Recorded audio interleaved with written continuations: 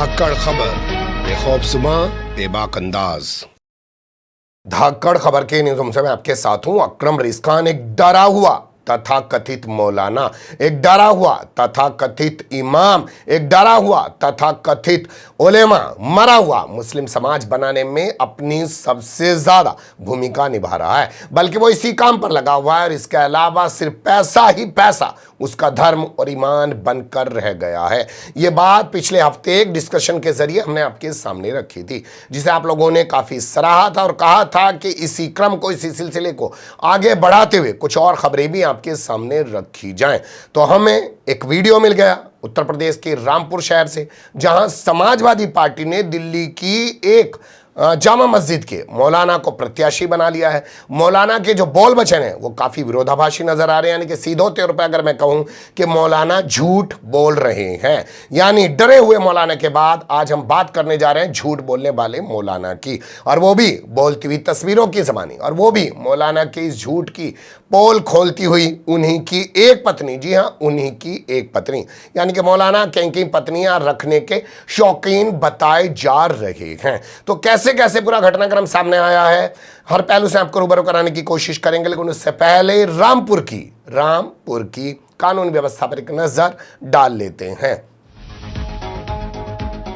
मैंने रामपुर शब्द पर इसलिए जोर दिया क्योंकि उसमें राम है, और उत्तर प्रदेश में आजकल दावा किया जाता है कि राम राज स्थापित हो चुका है। ये खबर अब आप देखना शुरू कर दीजिए। सिविल लाइन थाना क्षेत्र का ज्वालानगर इलाका है। यहां पर रहने वाले एक शख्स हैं जिनका नाम है सुभान अली खान।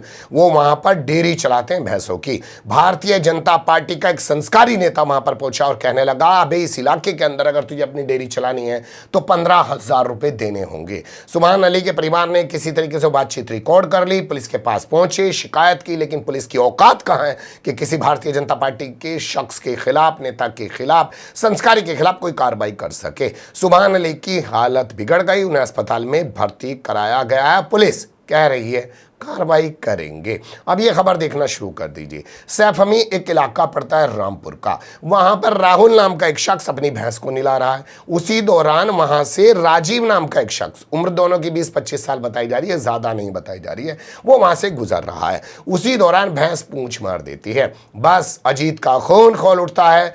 आरोप है यहां छपी खबर में कि अजीत चाकू ले आता है और चाकू से हमला करके राहुल को मौत के घाट उतार देता है।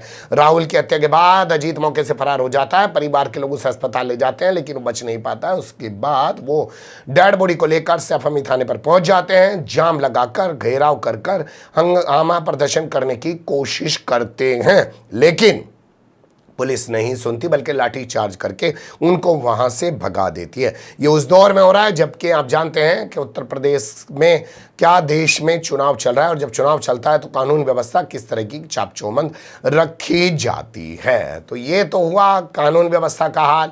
अब बात करते हैं मौलानाओं की। तो पहले इन मौलानाओं को जरा नौश फरमा लीजिए। नौ शब्द पे आप अल्फाज पे ऐतराज उठा सकते हैं, लेकिन नौश आपको फरमाना ही होगा। 2024 में इलेक्शन होने जा रहे हैं।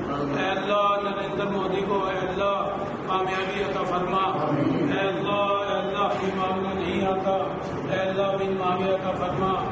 अल्लाह 2024 के इलेक्शन में अल्लाह मुसलमानों को भी तरक्की अता फरमा। अल्लाह नरेंद्र मोदी को अल्लाह कामयाबी अता फरमा। अल्लाह हम सब की दुआओं को अपने हबीब के सदके तुफैल में हम सब की दुआ को कबूल फरमा। या रब्बी सल्ली व सल्लिम दाइमन अबदा अला हबीबिका खैरिल खल्क़ि कुल्लिहिम। सुब्हान रब्बिका रब्बिल इज्जति अम्मा यसिफून व सलामुन अलल मुरसलीन वल्हम्दुलिल्लाहि रब्बिल आलमीन। दुआएं मांग रहे हैं हजरत जी, इकट्ठे होके मोदी जी को जिता दे अल्लाह। 2024 में घनी दिक्कत हो रही है हजरत जी को। पता नहीं कहाँ से ऐसे भाड़े के लोग इकट्ठे हो जाते हैं जिनका ना कोई धर्म है ना कोई ईमान है, सिर्फ पैसे के लिए। आपने वो कव्वाली सुनी होगी और कभी ना सुनी होगी तो यूट्यूब से निकालिएगा कि पैसा बोलता है। उसमें कव्वाल बोलता है कि हैं पक्के मेरे यार मौलवी पंडित थानेदार, सिर्फ पैसे की भाषा समझते हैं। तो ये मौलाना दुआ की बात कर रहे हैं, तो समाजवादी पार्टी ने जिनको प्रत्याशी बनाया है वो हजरत जी भी दुआ की ही बात कर रहे हैं। देख लीजिए किसके लिए। अच्छा नकवी साहब, जिस तरीके से एक आजम खान क्योंकि जेल के अंदर बंद हैं और सिर्फ 3 ही लोग उनसे मुलाकात कर सकते हैं एक हफ्ते में, तो उनकी कहीं ना कहीं ये बताया जा रहा है कि चिट्ठी कोई ना कोई आएगी, तो आपको पूरी उम्मीद है कि आपके सपोर्ट में आएगी? देखिए आजम भाई, हमारे सम्मानित यहाँ के सबसे अजीम लीडर हैं और आप क्या कहते हैं, उन सब के लिए हमारी दुआ है। जितने भी लोग मजलूम हैं, जो जुल्म का किसी वजह से भी शिकार हैं, कैद में हैं, जितने भी बेगुनाह, उनके लिए हम सब दिल से दुआ करते हैं। सुना आपने, पत्रकारों ने कहा आजम खां के लिए काम करोगे, तो इन्हें पता तो है नहीं कि संघर्ष किया जा सकता है। जैसे आप देखें ना, दिल्ली में अरविंद केजरीवाल गिरफ्तार है, संजय सिंह क्या कर रहे हैं, जंतर मंतर पर बैठ के प्रदर्शन कर रहे हैं। आम आदमी पार्टी क्या कर रही है, धरना प्रदर्शन कर रही है, लेकिन क्या करें, दुआ करेंगे जी हम तो आजम खां के लिए। हाँ, बात दुआ करनी है तो फिर यहाँ के चुनाव में घूमे जाके मस्जिद में ही बैठ जा, इसके अलावा कुछ और काम नहीं है तो। और यहाँ जब आए मैदान में तो भैया फिर उसी हिसाब से बात करो, और अगर उस काबिलियत के नहीं हो तो यहाँ घूम क्यों रहे हो, शर्म आनी चाहिए। लेकिन इससे भी बड़ी शर्म की बात यह है कि इनके बयानों में विरोधाभास नजर आ रहा है। कैसे इनके बयानों में विरोधाभास नजर आ रहा है, पहले इनकी पत्नी के इस बयान को सुन लीजिए। सबसे पहले नाम जानना चाहेंगे आपका? मेरा नाम रुमाना परवीन है। अच्छा, आपको पता है कि आपके शौहर मोहिबुल्लाह नदवी साहब रामपुर से समाजवादी पार्टी के टिकट पे चुनाव लड़ रहे हैं? जी मालूम है। तो क्या कहना चाहेंगी आप उनके बारे में, उनकी शख्सियत के बारे में, और क्या कुछ हुआ आपके साथ, पूरी बात बताइए। मेरे साथ तो खैर बहुत बुरा हुआ है, बहुत ज़्यादा नाइंसाफ़ी करी है। बेटा है मेरे पास उनका, यहाँ तक कि मुकदमे मेरे यहाँ पर आगरा में चल रहे हैं, किसी में ये हाजिर नहीं होते हैं। यहाँ तक कि वक्त पे मेरे खर्चे तक को भी नहीं करते हैं। आज हो गए 4-5 महीने हो गए, इन्होंने मुझे कुछ नहीं दिया, यहाँ तक कि बेटे का मैं कोर्स तक नहीं ला पाई हूँ। तो अब आप क्या चाहती हैं कि अब वो इलेक्शन लड़ रहे हैं, एक तरीके से अगर पावर में आते हैं तो, या मौजूदा वक्त में ईद भी करीब है, तो क्या चाहती हैं आप? मुझे तो इंसाफ चाहिए, मेरे साथ जो नाइंसाफ़ी हुई है उसका मैं क्या करूँ बताइए, कहाँ जाऊँ? मन मिटाओ किस बात को? मेरा किसी पे नहीं हुआ है, इन्होंने तो बस मुझे झूठ बोल के निकाला है वहाँ से। फिर बाद में कह दिया मैंने तलाक दे दी, ना तलाक हुई ना कुछ हुआ।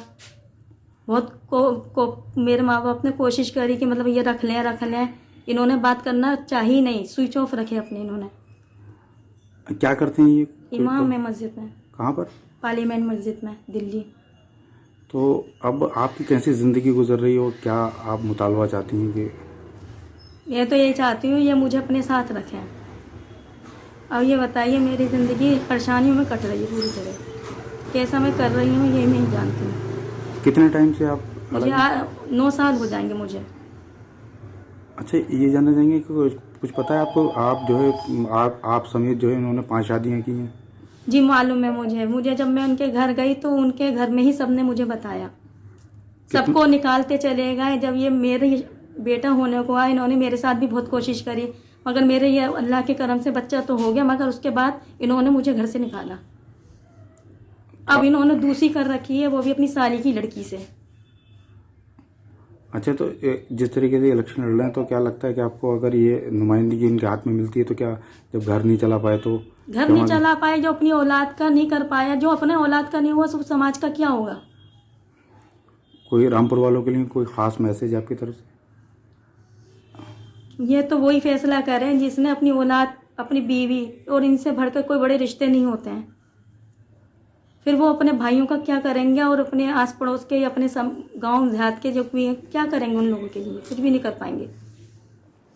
सुन लिया आपने, आगरा की रहने वाली इनकी पत्नी है, 9 साल से अपने बेटे को लेकर अलग रह रही हैं, खर्चा तक ये उसको नहीं देते हैं। वो सीधे तौर पे अपील कर रही है कि ऐसे शख्स को वोट ना दें जो अपनी पत्नी का नहीं, अपने बेटे का नहीं है। खबरों के मुताबिक चल रहा है कि मौलाना कई शादियां कर चुके हैं, कई सारी पत्नी हैं उनकी, अब वो एक साथ रहती हैं कि अलग अलग सबके जो है भाई, अब एक छोड़ दी दूसरी कर ली, वो एक अलग मसला है, इस तरीके का सिलसिला है। लेकिन कुल मिला के इनकी पत्नी ने गंभीर आरोप लगाए। तो पत्रकारों ने पूछ लिया मौलाना से कि क्या है मामला, तो मौलाना क्या कह रहे हैं, सुनिए ज़रा। मौलाना साहब, एक आपको परिवार से संबंधित एक मामला भी चल रहा है कि ये बताया जा रहा है कि आपका शादियों का जो लेकर चर्चा है, तो क्या कुछ है? देखिए, वो कोर्ट मैटर है, उसको इलेक्शन कमीशन को हमने बता दिया, उसको आप रहने दें तो ज़्यादा बेहतर है। उस मामले का जिक्र ना करो जी, ऐसी रुसवाई ना करो जी, ऐसे कुछ मत बोलो जी। कितने भोले मौलाना हैं, आपको स्पष्ट बता देना चाहिए था। आप जब जनता के सामने आए हैं तो आपको क्लियर कहना चाहिए कि हाँ भाई अगर कोई मसला है तो है, तो चलिए खैर कोई बात नहीं। यहाँ पर वो अगर ऐसे कह रहे हैं और आगे पत्रकार अगर बात कर रहे हैं तो चुनाव लड़ने का क्या है, तो वहाँ कह रहे हैं जी महिला सम्मान के लिए वो कुछ भी कर सकते हैं। मौलाना साहब, एक आपको परिवार से संबंधित एक मामला भी चल रहा है कि ये बताया जा रहा है कि आपका शादियों का जो लेकर चर्चा है, तो क्या कुछ है? देखिए वो कोर्ट मैटर है, उसको इलेक्शन कमीशन को हमने बता दिया, उसको आप रहने दें तो ज़्यादा बेहतर है।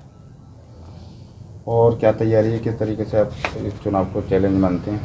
ये चुनाव देखिए संविधान को बचाने की लड़ाई है, कॉन्स्टिट्यूशन को बचाने की लड़ाई, जमहूरियत को बचाने की लड़ाई है, नौजवानों के फ्यूचर को बचाने की लड़ाई है, महिलाओं के सम्मान को बचाने की लड़ाई है।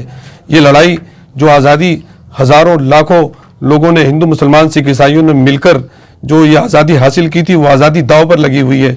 उस जो मुल्क की गरिमा, जो वक़ार, जो उसकी शान है हज़ारों साल से, इस मुल्क की जो एकता की, अखंडता की जो एक शान है, जो वाबस्ता है तमाम भारतीय शहरों के मुकद्दर से, उसको बचाने की लड़ाई है। और उस लड़ाई को बचाने के लिए रामपुर की आवाम ने बहुत कुछ कुर्बानी दी है और रामपुर की आवाम ने ये तय किया हुआ है कि ज़्यादा से ज़्यादा तादाद में वोट देकर ये लड़ाई जीतेंगे वो, और कोई बाधा नहीं आने देंगे, न धर्म की, न जात की, किसी चीज़ की नहीं। अब इसीलिए हमने कहा कि मौलाना का दोहरा चरित्र है, जो अपनी पत्नी और बेटे का नहीं है, वो महिला सम्मान की बात कर रहा है। क्या उस शख्स को महिला सम्मान की बात करने का अधिकार है जो कोर्ट द्वारा निर्धारित अपनी पत्नी को खर्चा तक मुहैया नहीं करा पा रहा है? तो क्यों ना कहा जाए कि डरे हुए मौलाना के बाद आज बात होनी चाहिए, या बात हुई एक झूठ बोलने वाले या विरोधाभासी बयान देने वाले मौलाना पर। आपकी जो भी राय हो, अपनी राय ज़रूर दीजिएगा। इस सीट से आप जानते ही हैं कि एडवोकेट महमूद प्राचा चुनाव लड़ रहे हैं और भारतीय जनता पार्टी ने यहाँ से आज़म खां के पुराने जो चेले कह सकते हैं, आप उनको शिष्य कह सकते हैं या पुराने साथी कह सकते हैं, घनश्याम लोधी को फिर से प्रत्याशी बनाया है। चुनाव में अभी उबाल नहीं आया है, लेकिन ये शादी वाला मुद्दा बीजेपी हो सकता है भूचाल लाने के लिए ही टाइम का इंतजार कर रही हो, ईद तक का। बने रहिएगा धाकड़ खबर के साथ। कमेंट्स के रूप में आप लोग अपनी राय दे सकते हैं, खबर को लाइक कर सकते हैं, चैनल को सब्सक्राइब कर सकते हैं और ज़्यादा से ज़्यादा हमारी खबरों को शेयर कर सकते हैं। फिर ऐसे ही किसी सुलगते हुए अवलस्त मुद्दे लेकर मैं आपके सामने हूँगा हाजिर। फिलहाल अभी मुझे दें इजाज़त।